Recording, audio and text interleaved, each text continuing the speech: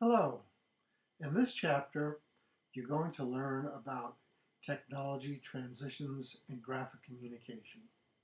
This chapter takes a closer look at the dynamics of technology change in the world of print.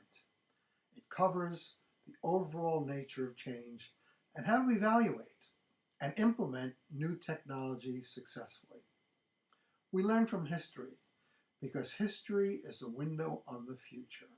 And the impact of change and the growing speed with which change occurs has been documented throughout history, and particularly in the graphic communication field. You're going to learn how from one technology to the other, the time between development and implementation seems to get shorter and shorter.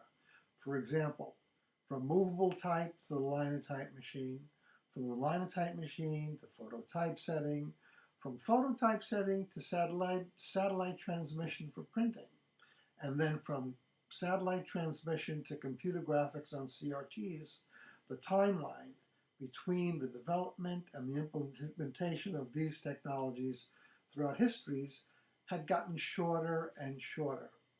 And then you're going to learn about electrostatic and inkjet printing, integrated systems, digital printing, the internet and the World Wide Web, low-cost desktop publishing, multimedia, variable data printing, cloud computing, and even 3D printing, and how these newer technologies have occurred and developed only in the last few years in time spans that seem to get shorter and shorter with each new development.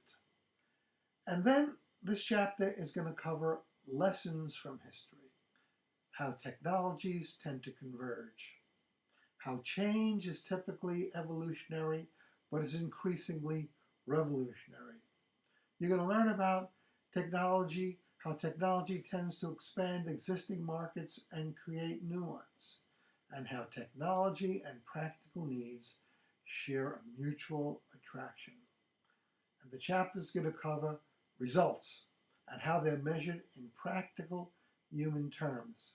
And in the give and take between people and technology, people prevail.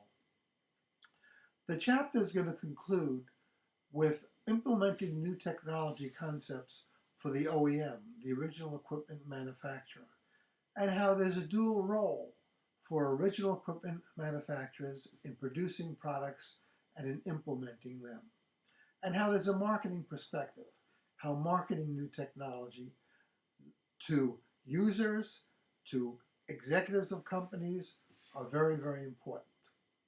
And then you're going to learn about a framework for information, knowing how to develop information about new technologies that is understandable to markets and for technologies.